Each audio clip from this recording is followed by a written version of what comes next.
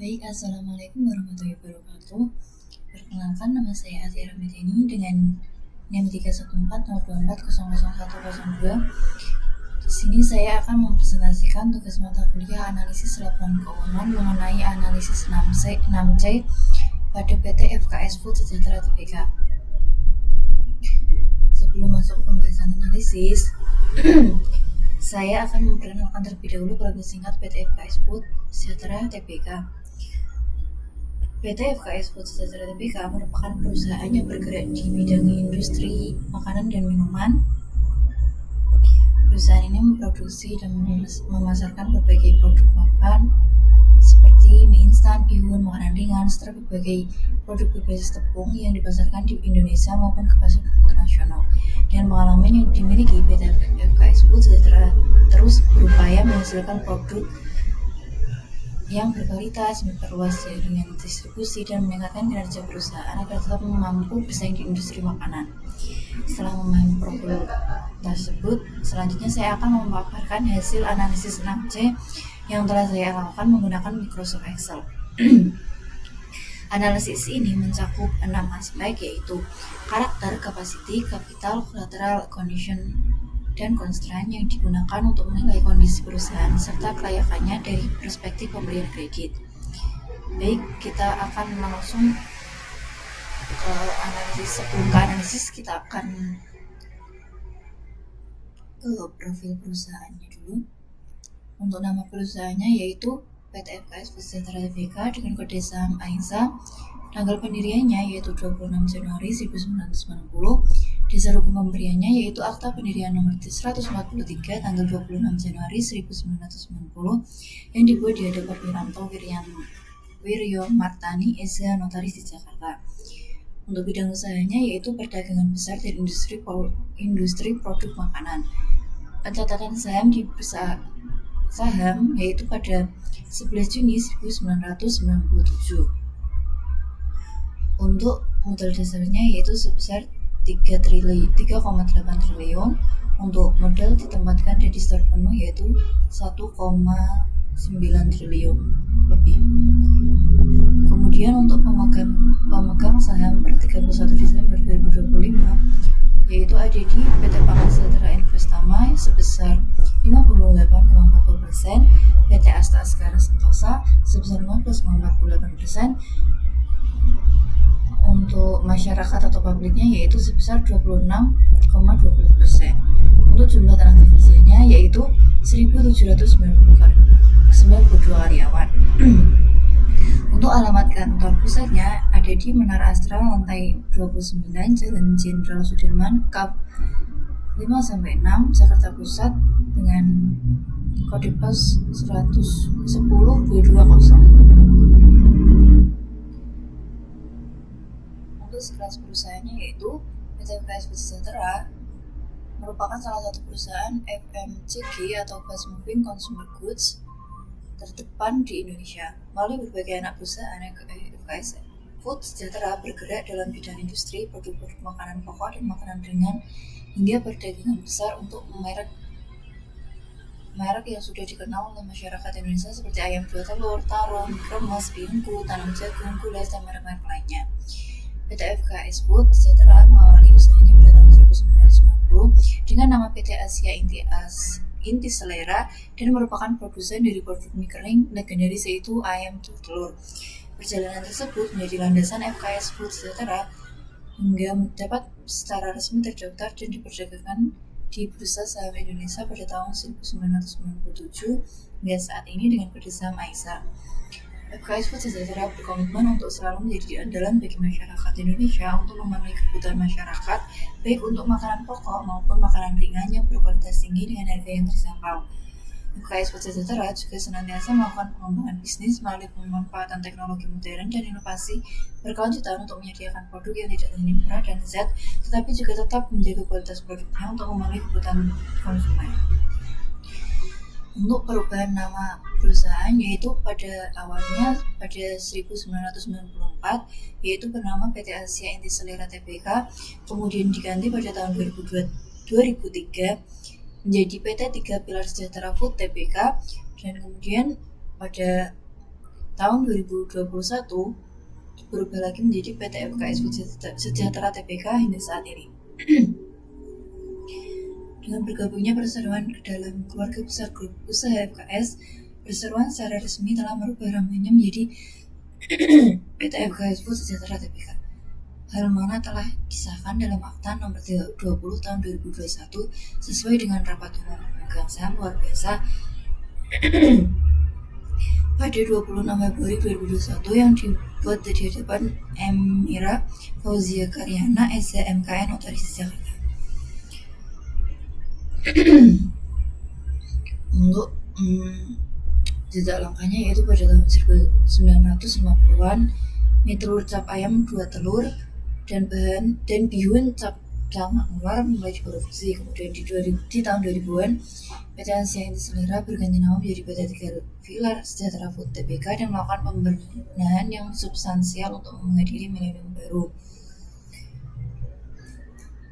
Kemudian untuk tahun 2010 sampai 2019 perseroan bergerak dinamis dan melakukan beberapa aksi korporasi seperti penawaran uang terbatas, penerbitan obligasi, dan suku akuisisi perusahaan yang bergerak dalam industri bihun dan makanan ringan, pelaksanaan penambahan modal tanpa hak pemesan efek terlebih dahulu atau PMTHMETD, serta pengembangan fasilitas produksi dalam grup perseroan.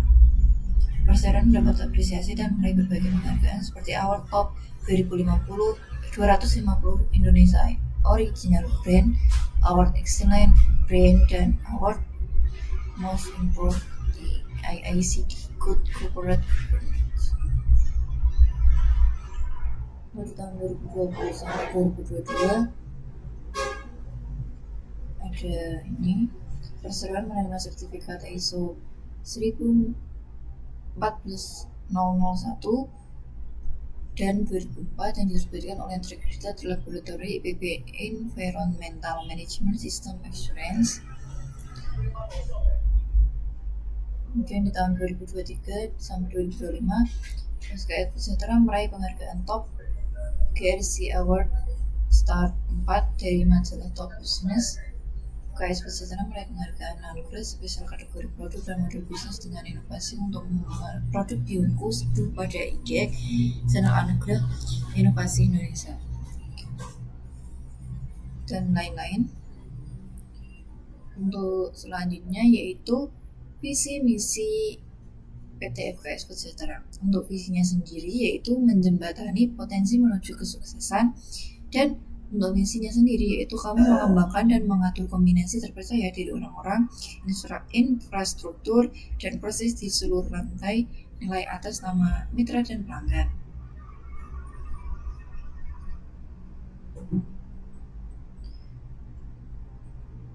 Kemudian untuk produk yang dikeluarkan oleh PT FKS Food Sejahtera yaitu diantaranya di makanan pokok ada di bagian mie kering ada merek Superior, ayam 2 telur, Filtra, kurma, dan Spider.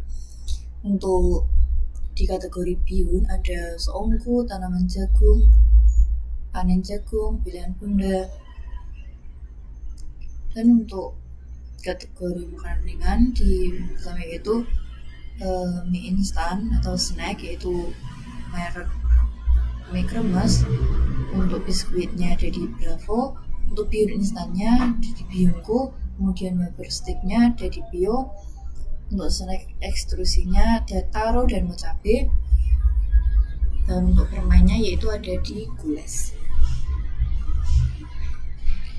Kemudian yaitu informasi alamat kantor pusat dan anak perusahaan. Untuk kantor pusatnya yaitu berada di Menara Astra lantai 29, Jalan Jenderal Sudirman, KAF 596, Jakarta Pusat, dengan kode pos 10220. Untuk entitas anaknya yaitu ada 7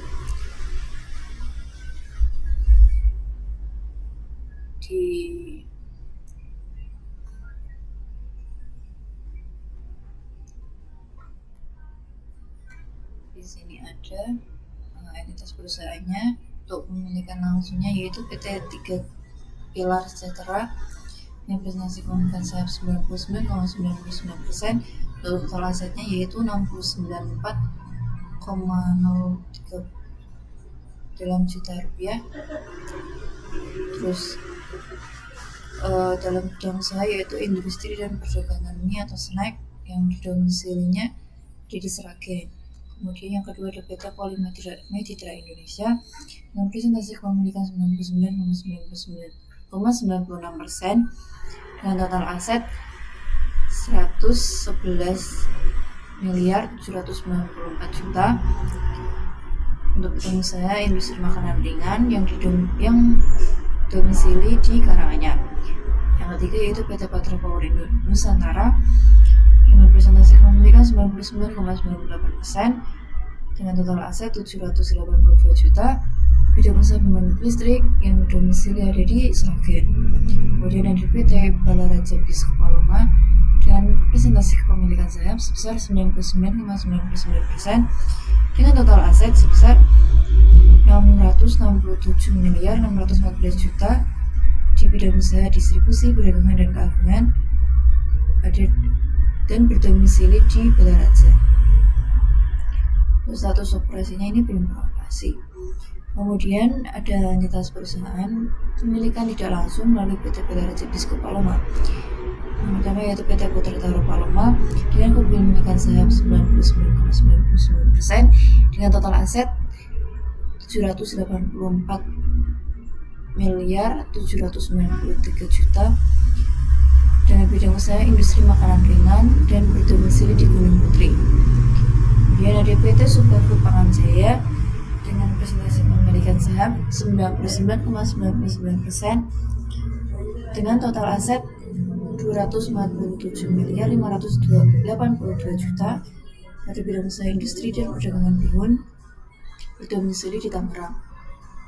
Kemudian ada PT Surya Cakra Sejahtera dengan presentasi kepemilikan 99,98% dengan total aset sebesar 57.458 juta.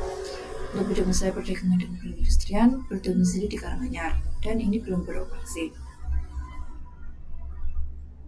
Untuk struktur organisasinya yaitu ada Dewan Komisaris, Dewan Direksi, Sekretaris Perusahaan, ada juga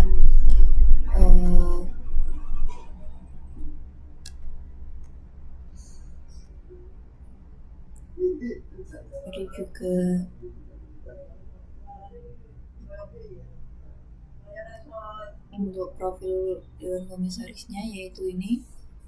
Yang pertama itu Lim Aung Seng, Komisaris Utama, beliau berumur 54 tahun, berwarga negara Malaysia, dan lulusan akuntansi dari Tunku Abdul Rahman University College di tahun 1994 dan memegang gelar Certificate Public Accounting MICPA by Final Stage. Beliau juga memiliki hubungan antriasi dengan anggota Dewan Komisaris, Direksi maupun Pemegang Utama dan pengendali baik langsung maupun tidak langsung. Kemudian ada Komjen Pumna Dr. Andes Sumardi Juni Sanyono SHMH MBA MM yang berjabatan sebagai Komisaris Independen. Beliau berumur 72 tahun, berwarga negara Indonesia dan berdomisili di Indonesia. Dengan latar belakang pendidikan yang mengesankan, beliau adalah lulusan AKP Kepolisian pada tahun 1977, Pendidikan Tinggi Ilmu Kepolisian atau PTIK pada tahun 1986, Lembaga Ketahanan Nasional atau Lemhanas, serta menyelesaikan pendidikan S3 di bidang hukum pada tahun 1996 dan S2 di bidang administrasi bisnis. Pengalaman beliau juga diperkaya oleh berbagai pelatihan dan pendidikan singkat baik di dalam maupun luar negeri. Beliau tidak memiliki hubungan afiliasi dengan anggota Dewan Komisaris, Direksi maupun pemegang saham utama di pengendali baik langsung maupun tidak langsung. Kemudian ada Irwan MG. Beliau berjabat sebagai Komisaris Independen. Beliau berumur 53 tahun, warga negara Indonesia dan berdomisili di Indonesia. Beliau memperoleh gelar sarjana akuntansi dari Universitas Tarumanagara pada tahun 1995 dan gelar Master of Business Administration dari Edinburgh Business School pada tahun 2010. Dan beliau juga tidak memiliki hubungan afiliasi dengan anggota Dewan Komisaris Direksi maupun pemegang saham utama dan pengendali, baik langsung maupun tidak langsung. Selanjutnya yaitu untuk direksi. Yang pertama yaitu Giri Mustika. Beliau menjabat sebagai Direktur Utama. Beliau berumur 57 tahun, berwarga negara Indonesia, dan berdomisili di Indonesia. Beliau merupakan lulusan Universitas Katolik Atmajaya Jakarta dengan gelar sarjana manajemen. Beliau melanjutkan pendidikan magister manajemen di IPMI atau International Business School dan meraih gelar Master of Business Administration atau MBA dari Monash University, Australia, melalui program gelar ganda dengan IPMI. Beliau juga tidak memiliki hubungan afiliasi dengan anggota direksi, dewan komisaris atau pemegang saham utama dan pengendali maupun langsung maupun tidak langsung. Selanjutnya yaitu ada Sukawati Wijaya. Beliau berjabat sebagai direktur. Beliau berumur 53 tahun, warga negara Indonesia dan berdomisili Indonesia. Beliau meraih gelar sarjana ekonomi akuntansi dari Universitas Tarumanagara pada tahun 1995. Beliau juga tidak memiliki hubungan afiliasi dengan anggota direksi, dewan komisaris atau pemegang saham utama dan pengendali, baik langsung maupun tidak langsung. Selanjutnya yaitu ada Fahri Angko Wijaya. Beliau berumur 40 tahun, warga negara dan berdomisili Indonesia. Beliau memperoleh gelar sarjana akuntansi dan keuangan pada tahun 2006 dari University of Southern California. Beliau juga tidak memiliki hubungan afiliasi dengan anggota direksi, dewan komisaris atau pemegang saham utama dan pengendali, baik langsung maupun tidak langsung.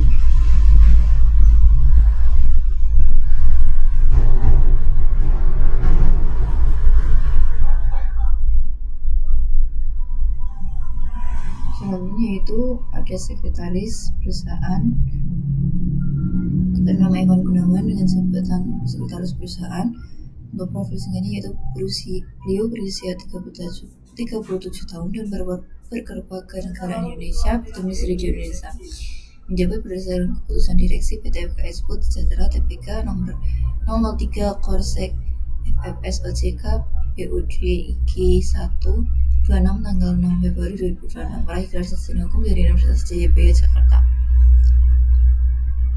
Untuk kepemilikan saham dari dewan direksi, dewan komisaris, dan sekretaris perusahaan itu hingga akhir tahun 2025 seluruh anggota dewan komisaris dan direksi tidak memiliki saham dalam FKS Sejahtera baik secara langsung maupun tidak langsung. Terbukti pada nomor halaman 61.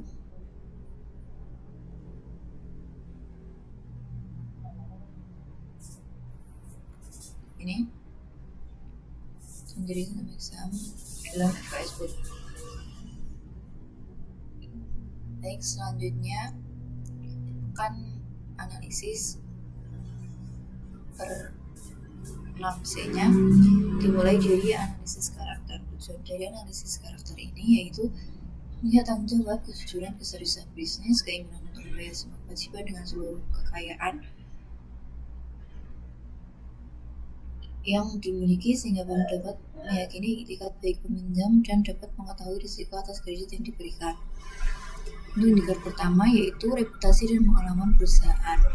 PT FKS Food Sejahtera Tbk didirikan pada tanggal 26 Januari 1990 dan mulai beroperasi secara komersial pada tahun 1990. Dengan pengalaman lebih dari 35 tahun, perusahaan menunjukkan kemampuan mempertahankan keberlangsungan usaha dalam industri makanan dan minuman. Perusahaan juga memiliki berbagai lini bisnis seperti mie, bihun, makanan ringan, dan kembang gula yang menunjukkan pengalaman operasional yang luas. Untuk semuanya yaitu tadi sudah kita singgung sedikit ya. Kemudian ada indikator status perusahaan dan transparansi. Perusahaan telah tercatat di Bursa Efek Indonesia sejak 11 Juni 1997. sehingga wajib menyampaikan laporan keuangan dan informasi material kepada publik secara berkala. Status sebagai perusahaan terbuka menunjukkan komitmen perusahaan terhadap prinsip transparansi dan akuntabilitas kepada investor maupun kreditur. Untuk sumbernya tadi sudah kita sebutkan. Kemudian untuk tata kelola perusahaan atau KSG, pada tahun 2025 perusahaan melakukan perubahan susunan Dewan Komisaris dan Direksi melalui Akta Nomor 40 tanggal 23 Mei 2025 yang telah disetujui pemegang saham dan dicatat dalam sistem administrasi Badan Hukum Kementerian Hukum dan HAM pada 3 Juni 2025.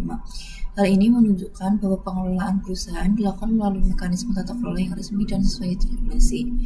Untuk sumbernya yaitu laporan keuangan konsolidasian halaman 8-9 pada catatan 1A umum. Selanjutnya yaitu ada indikator etika dan kepatuhan. Perseroan menerapkan whistleblowing system atau WKS Speak Up, kebijakan anti korupsi dan anti suap, serta penguatan audit internal sebagai bentuk komitmen terhadap integritas dan kepatuhan. Untuk buktinya sendiri yaitu ada di sini halaman 48 ini sistem.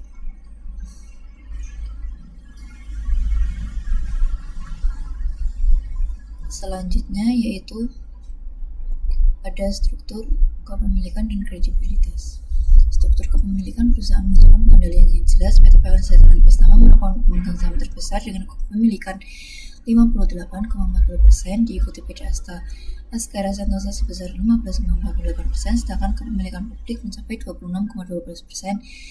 Adanya pemegang saham pengendali yang kuat memberikan stabilitas dalam mengambil keputusan, sementara kepemilikan publik mencerminkan adanya pengawasan dari investor eksternal. Ini sudah kita singgung tadi yaitu di annual report pada halaman 40. Di sini juga ada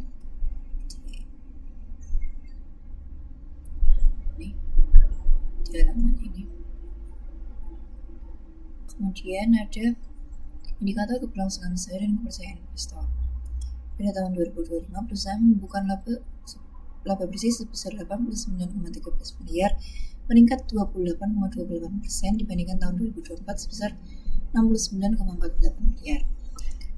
Selain itu, perusahaan memiliki total aset 2,09 triliun dan ekuitas 1,14 triliun yang menunjukkan kondisi usaha yang stabil dan mampu menciptakan nilai bagi pemegang saham. Ini ada di annual report halaman 12.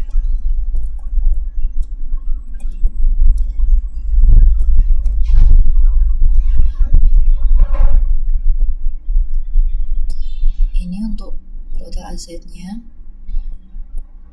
dan total likuiditasnya. Untuk laba bersihnya yaitu ini.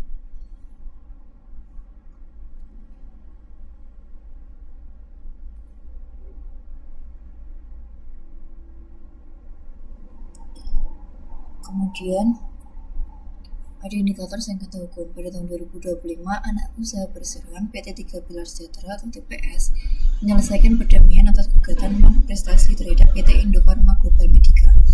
Setelah PT Indofarma Global Medica dinyatakan pilot pada 10 Februari 2025,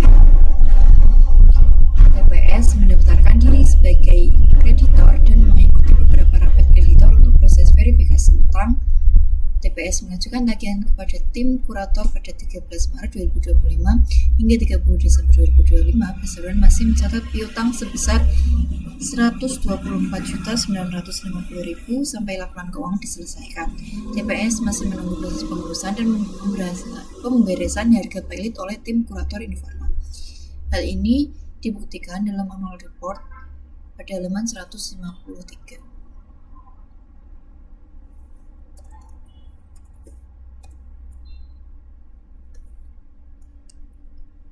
Ini ada perkara pentingnya. Kemudian ada indikator sanksi administratif.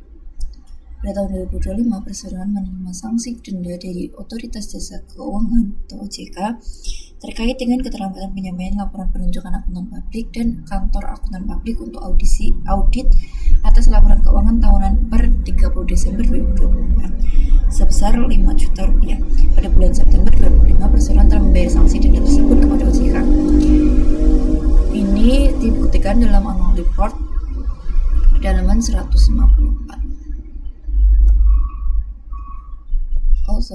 Ternyata di halaman 153 ini untuk sanksi administrasinya.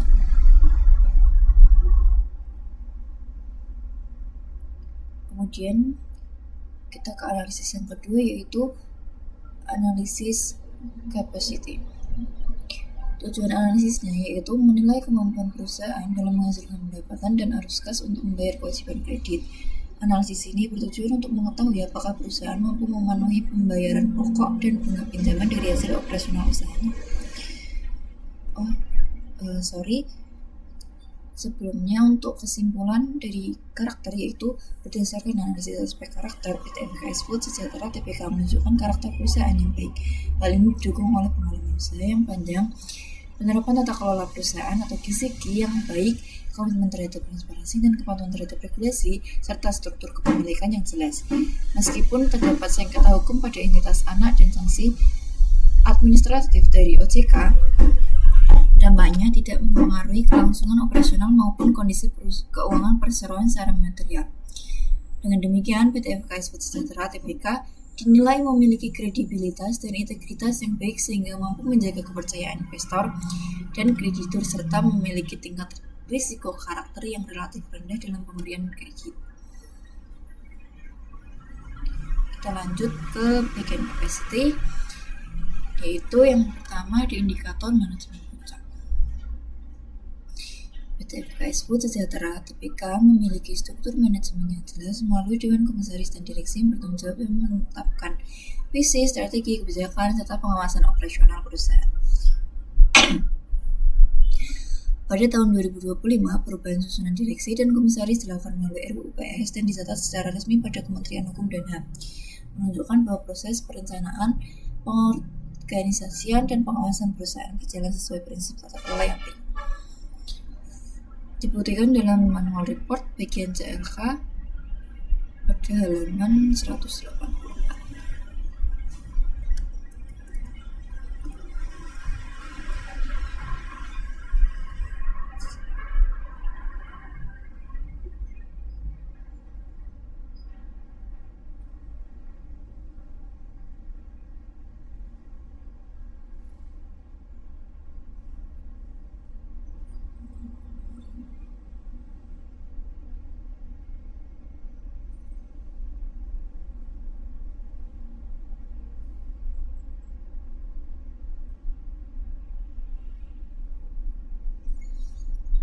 Selanjutnya yaitu ada manajemen pasaran. PT FKS Food Sejahtera Tbk memiliki jaringan distribusi yang luas di berbagai wilayah Indonesia dan terus memperluas jangkauan pasar hingga Indonesia bagian timur melalui penambahan variasi produk serta kerjasama dengan distributor baru. Selain itu, pasaran juga mengembangkan pasar ekspor ke Amerika Serikat dan Tiongkok. Strategi tersebut menunjukkan kemampuan perusahaan dalam memperluas pasar dan meningkatkan daya saing produk di pasar domestik maupun internasional. Dibuktikan dalam laporan keberlanjutan halaman 18.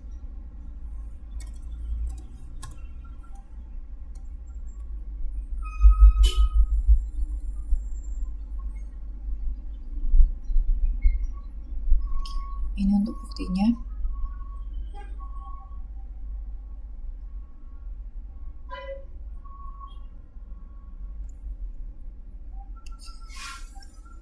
Selanjutnya yaitu manajemen produksi. PT FKS Food Sejahtera memiliki fasilitas produksi yang tersebar di berbagai wilayah Indonesia, yaitu Sragen, Karanganyar, Bogor, Tangerang, dan Jakarta. Penyebaran lokasi produk ini menunjukkan kapasitas produksi yang memadai, mendukung kelancaran distribusi produk, serta mengurangi risiko operasional yang dapat terjadi apabila produksi hanya terpusat pada satu lokasi. Dibuktikan dalam laporan keberlanjutan halaman 17. Ini lokasi operasionalnya yaitu ada di Jawa Tengah, Jawa Barat, Banten.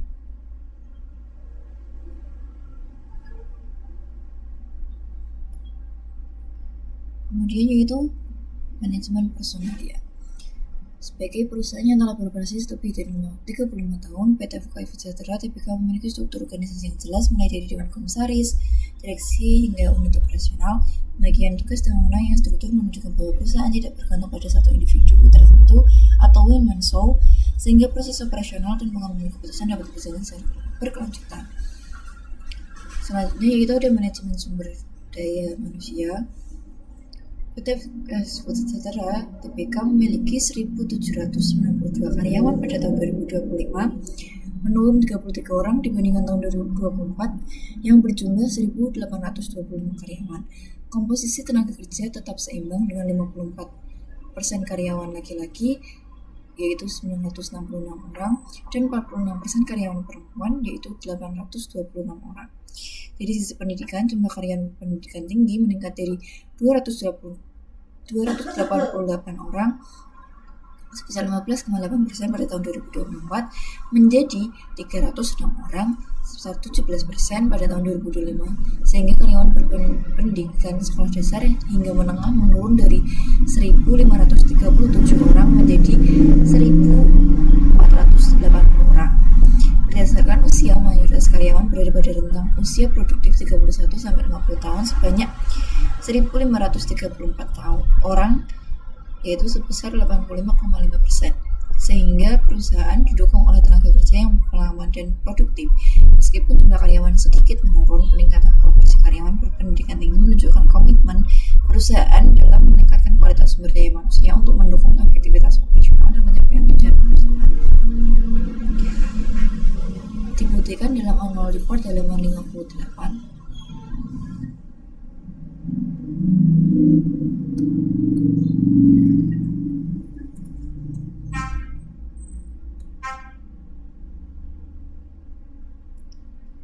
Ini untuk data-datanya.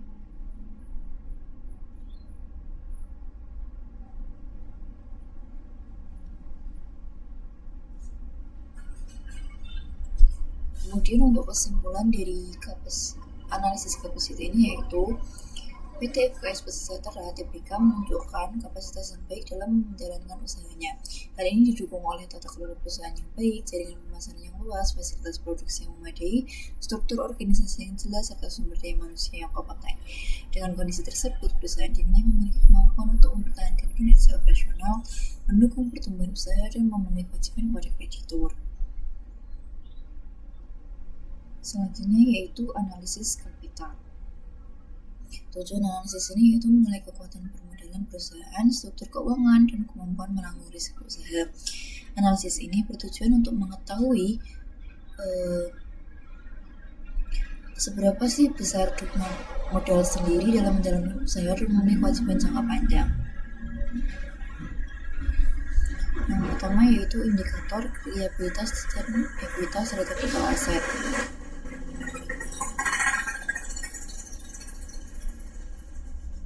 Total aset perseroan tahun 2025 sebesar 2,09 triliun terdiri dari ekuitas 1,14 triliun dan liabilitas 945,87 miliar.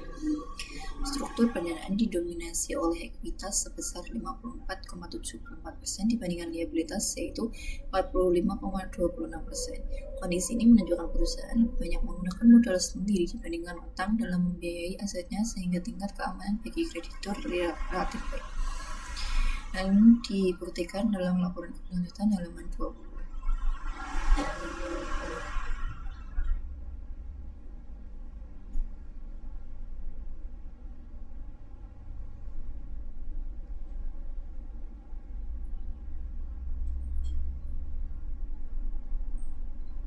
Ini yaitu ada total asetnya, total ekuitas dan liabilitas miskin. Kemudian indikator DER dihitung dengan membandingkan total liabilitas terhadap total ekuitas, yaitu hasilnya 0,83 kali, yang artinya setiap satu modal sendiri menjamin 0,83 utang. Nilai D di bawah 1 kali ini menunjukkan bahwa perusahaan memiliki struktur modal yang cukup kuat karena modal sendiri lebih besar dibandingkan total utang. dibuktikan dalam annual report halaman 12.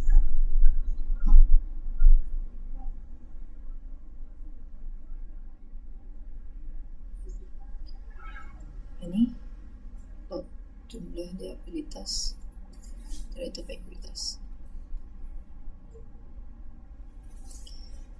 Kemudian ada indikator DAR. DAR dihitung dengan membandingkan total liabilitas terhadap total aset, yaitu hasilnya 45,26%, artinya hanya 45,26% aset perusahaan yang dibiayai oleh utang, sedangkan 54,74%-nya dibiayai oleh modal sendiri. Nah, ini menunjukkan tingkat solvabilitas yang baik dan risiko keuangan yang relatif terkendali. Ini dibuktikan dalam annual report halaman 12. Ini tadi, ini jumlah liabilitas terhadap ini hasilnya. Selanjutnya yaitu kemampuan menanggung risiko usaha. Berdasarkan ekuitas mencapai 1,14 triliun menunjukkan bahwa perusahaan memiliki bantalan modal yang cukup untuk menanggung risiko usaha dan memenuhi kewajiban keuangan. Dominasi modal sendiri juga memberikan tingkat keamanan yang lebih tinggi bagi kreditur dan investor apabila terjadi penurunan kinerja perusahaan. Selanjutnya yaitu struktur kepemilikan. PT Pangan Sejahtera Investama menguasai 58,40% saham sebagai pemegang saham mandiri, diikuti PT Asta Askara Sentosa sebesar 15,48%. Kedua pemegang saham utama tersebut menguasai 73,88% perusahaan. Sementara itu kepemilikan publik sebesar 26,12%. Menunjukkan adanya partisipasi investor eksternal di pengawasan pasar modal. Struktur kepemilikan ini mencerminkan stabilitas pengendalian perusahaan sekaligus menjaga prinsip transparansi sebagai perusahaan terbuka. Untuk buktinya tadi sudah disinggung di bagian profil, di bagian karakter. Jadi selanjutnya yaitu indikator riwayat penguatan modal.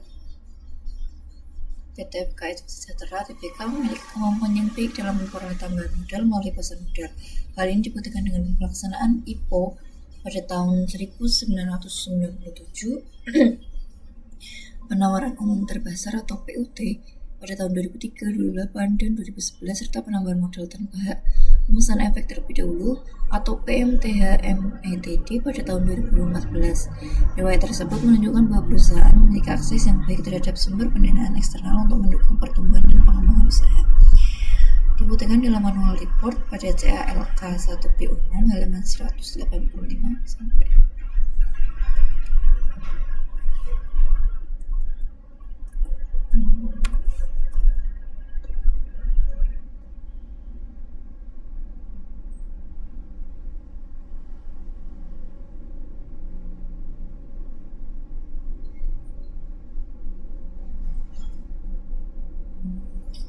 Ini ada PUT 2003, PUT 2008, PUT 2011. Kemudian ini 2014 melakukan penambahan modal tanpa hak pemesanan terlebih dahulu sebanyak 292.600.000.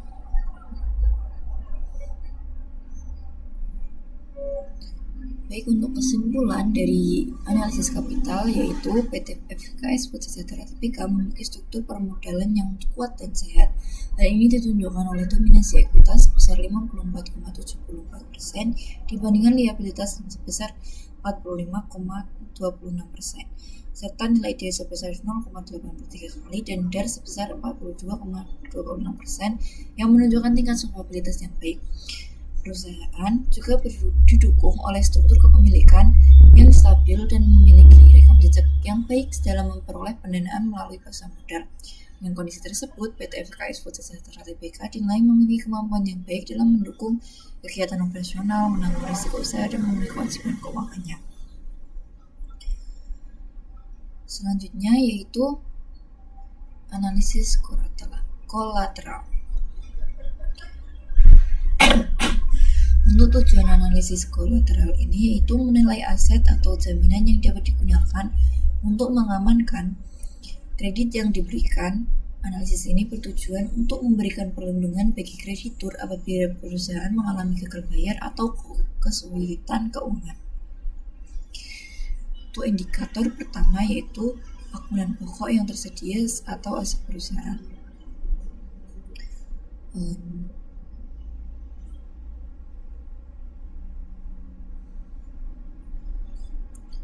Untuk hasil analisisnya yaitu nilai tercatat aset tetap meningkat dari 1.062,218 juta dari tahun 2024 menjadi 1.064 miliar 465 juta.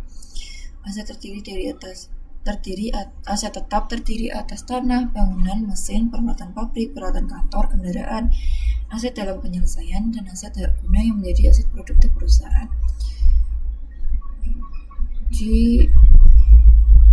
Dibuktikan dalam laporan keuangan bagian CLK 11 aset tetap halaman 86 sampai 88. Untuk aset tetapnya, maaf ini belum.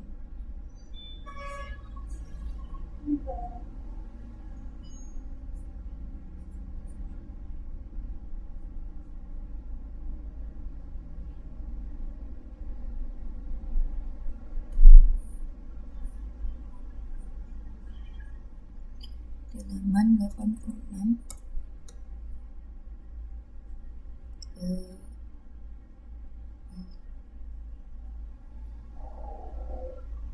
sebentar seperti ini.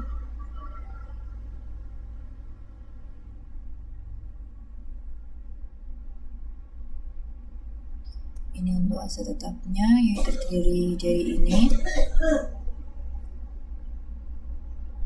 juga aset tetap 8 sampai 88.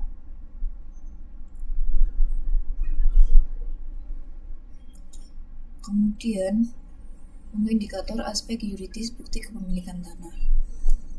Hak atas tanah perseroan berupa hak guna bangunan dengan masa berlaku 2027 sampai 2044. Manajemen menyatakan bahwa hak tersebut dapat diperpanjang sesuai ketentuan yang berlaku sehingga legalitas aset tetap terjamin. Dibuktikan dalam laporan keuangan bagian CLK halaman 88. Ini.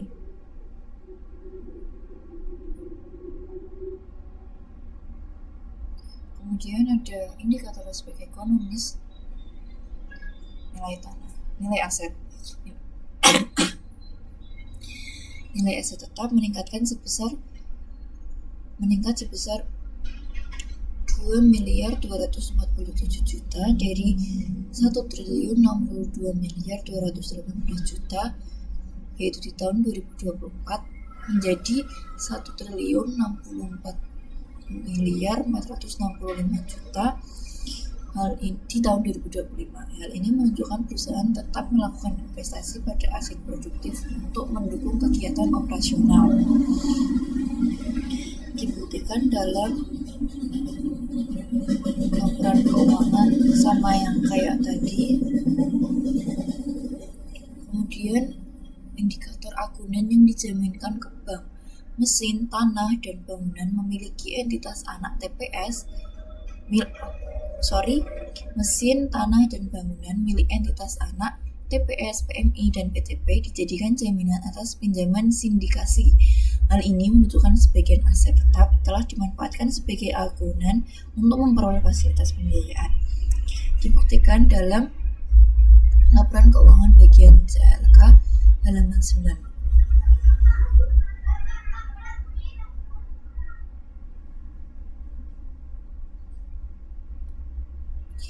Ini mesin, tanah, dan bangunan dijamin untuk pinjaman sindikasi. Kemudian untuk indikator cakupan asuransi aset, aset tetap kecuali tanah diasuransikan terhadap risiko kebakaran, gempa bumi, dan risiko lainnya dengan nilai pertanggungan sebesar 989.433 juta pada tahun 2025 dan 2024. Manajemen menyatakan nilai pertanggungan tersebut memadai untuk menutup kemungkinan kerugian. Dibuktikan dalam laporan keuangan bagian halaman 90. Ini aset tetap.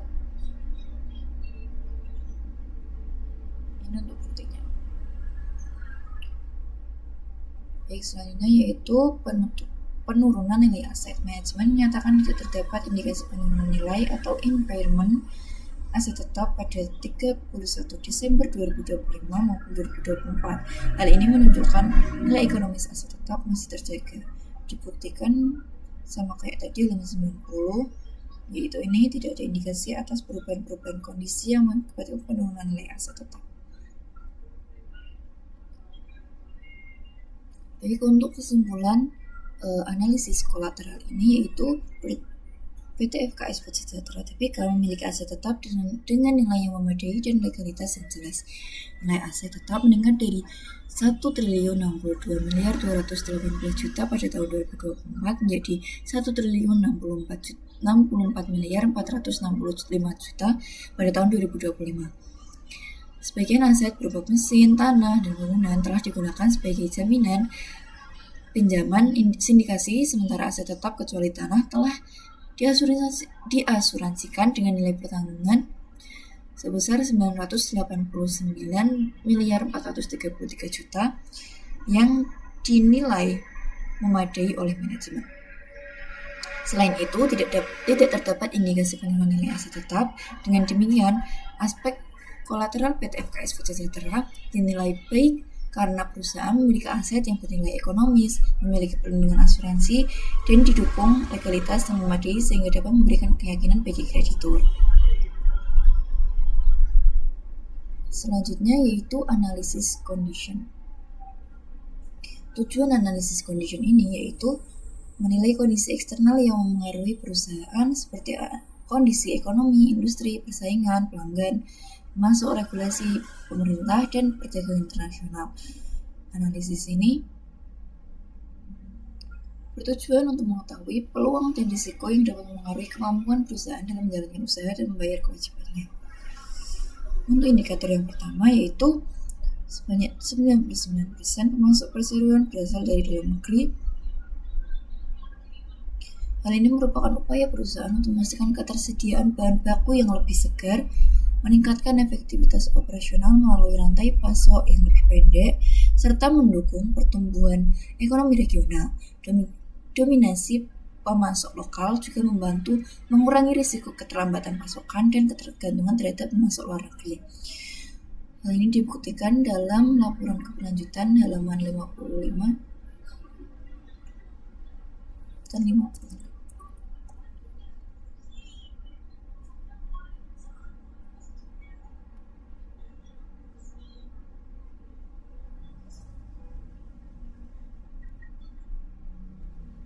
Ini 99% masuk berasal dari dalam negeri.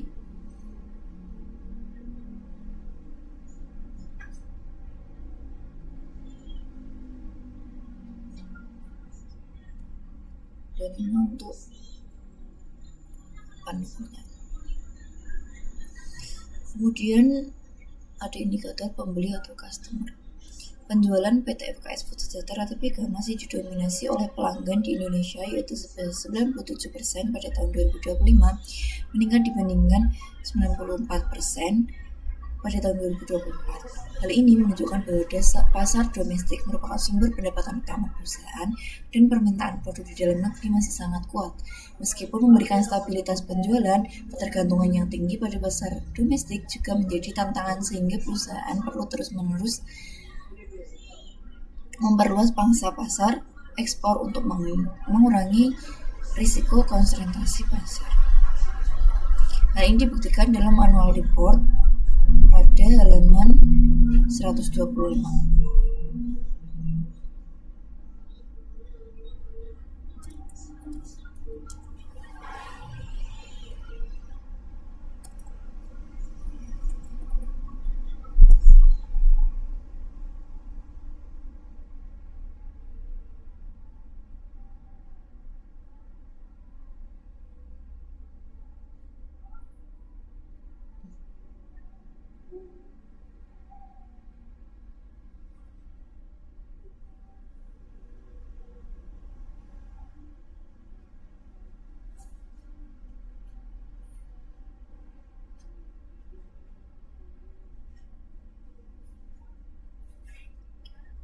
Jadi sepertinya ini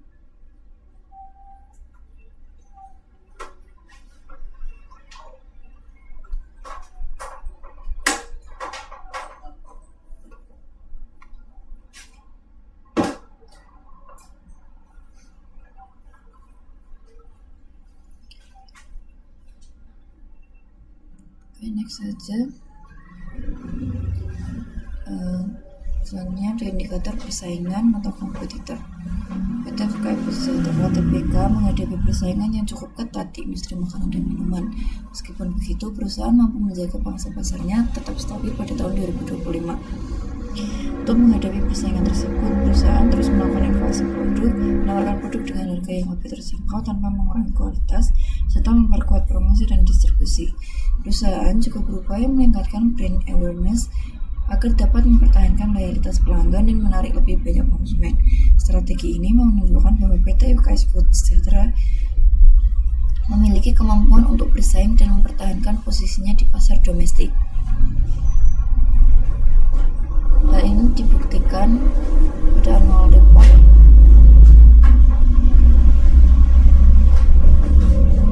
halaman 83-86.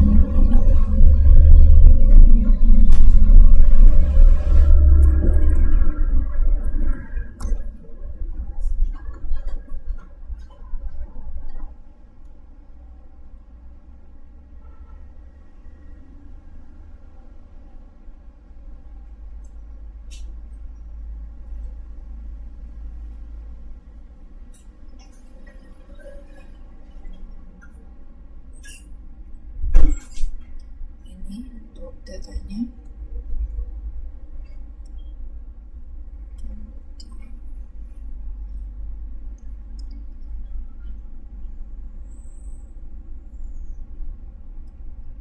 ini data dulunya juga.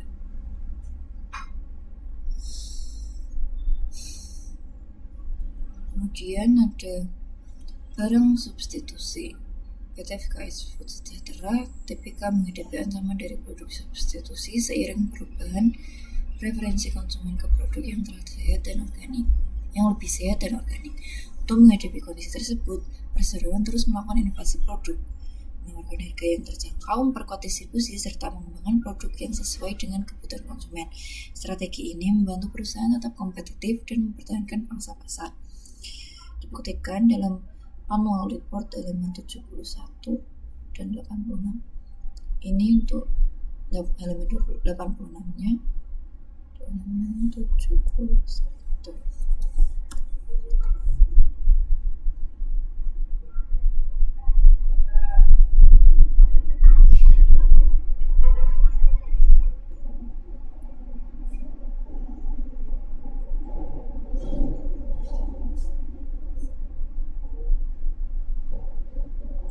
Ini untuk buktinya. Untuk kesimpulan pada analisis condition ini yaitu berdasarkan kondisi pemasok, pelanggan, persaingan usaha dan produk substitusi, kondisi publik, regulasi pemerintah dan perdagangan internasional, condition PT FKS Food Sejahtera TBK dinilai baik. Perusahaan memiliki hubungan yang baik dengan pemasok dan pelanggan, mampu menghadapi persaingan dalam industri makanan dan minuman, serta menjalankan kegiatan usaha sesuai regulasi yang berlaku. Meskipun terdapat risiko dari persaingan yang ketat, banyaknya produk disubstitusi dan perubahan kondisi ekonomi global, perusahaan terus melakukan inovasi, menjaga kualitas produk, serta memperkuat strategi bisnis untuk mempertahankan keberlangsungan usahanya.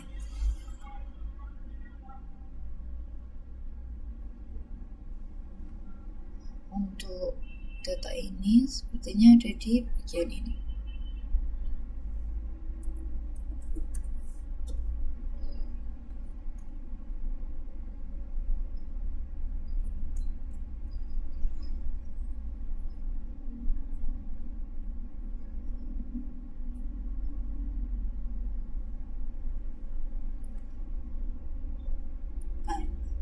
Ini untuk datanya tadi ternyata salah tulis, yang benar ada di laporan keuangannya, bukan di annual report.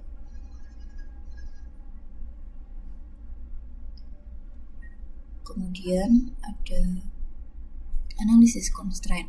Tujuan analisis ini yaitu menilai kendala dan risiko yang dapat mempengaruhi operasional perusahaan serta kemampuan perusahaan dalam mengelola risiko untuk memenuhi kewajiban kredit.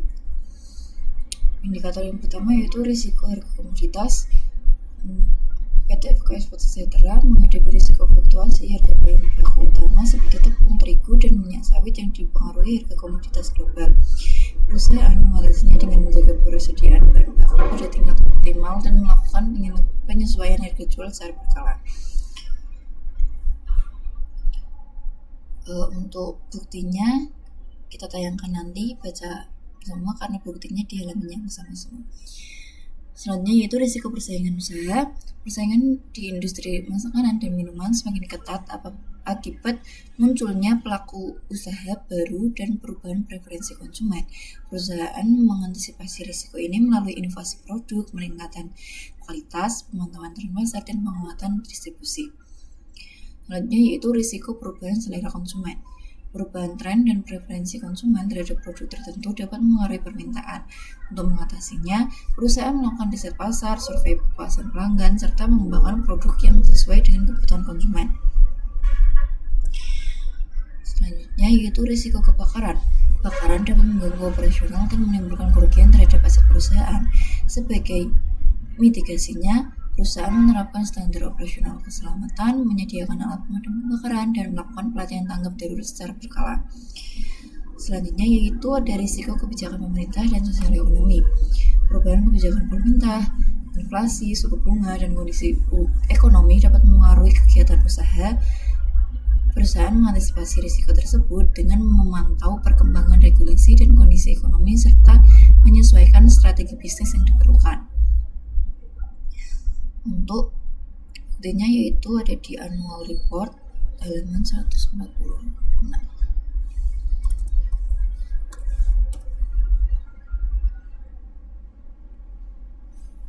Ini untuk potensi risiko operasionalnya, ini untuk jenis risikonya, sumber risikonya, dan mitigasi atau penyelesaian dari risiko tersebut.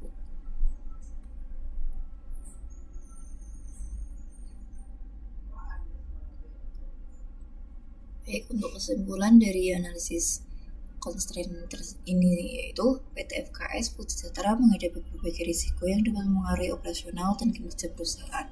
Namun, perusahaan telah menerapkan langkah-langkah mitigasi yang memadai untuk setiap risiko sehingga dampaknya dapat diminimalkan dan keberlangsungan usaha tetap terjaga.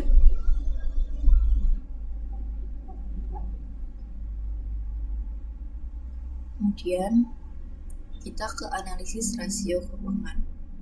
Rasio yang pertama yaitu rasio probabilitas, rasio laba rugi terhadap aset atau return on asset.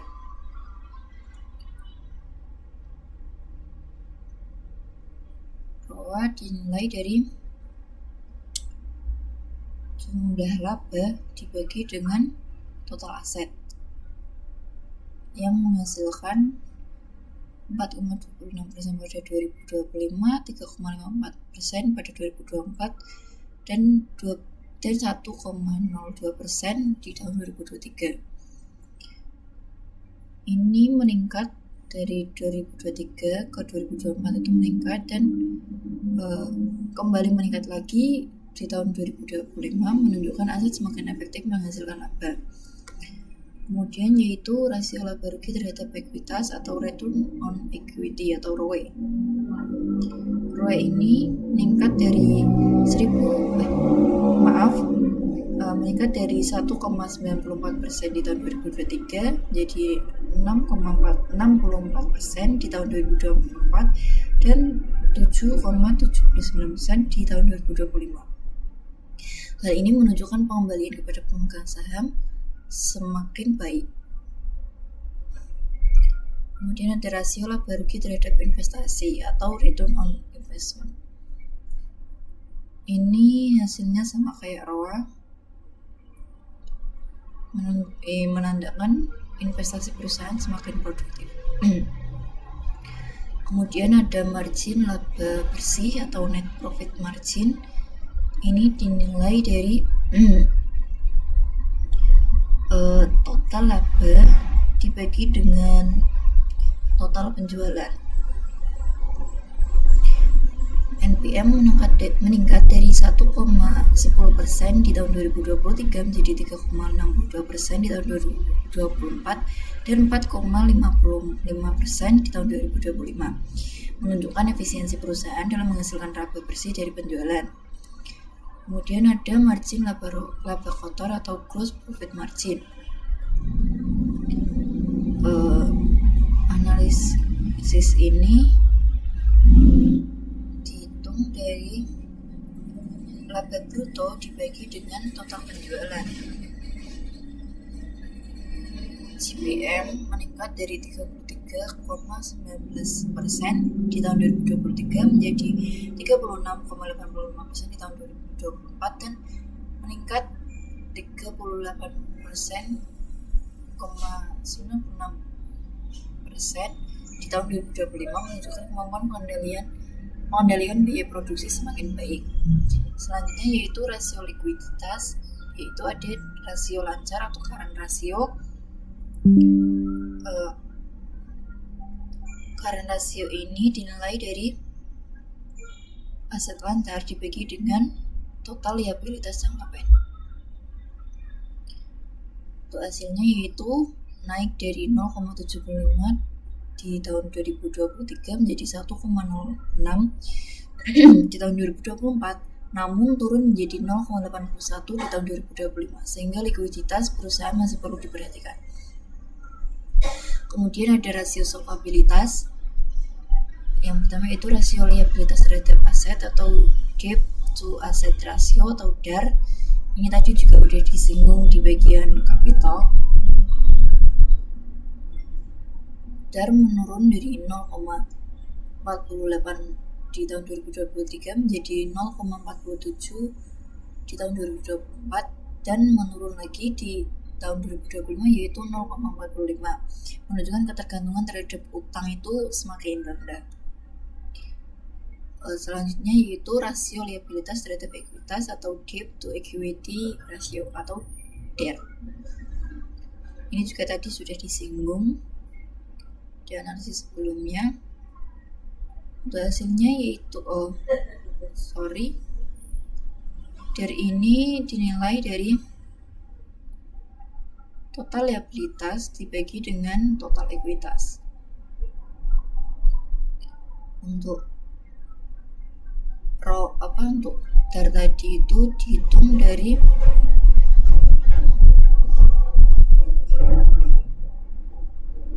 total aset total liabilitas dibagi dengan total aset. Untuk hasil DER-nya itu menurun dari 0,91 pada tahun 2023 menjadi 0,84 di tahun 2024 dan menurun lagi di tahun 2025 yaitu sebesar 0,83, menunjukkan struktur permodalan semakin sehat dan risiko keuangannya menurun. Baik, cukup sampai di sini penjelasan dari analisis 6C dari PT FKS Bud Sejahtera. Kurang lebihnya mohon maaf. Wassalamualaikum warahmatullahi wabarakatuh.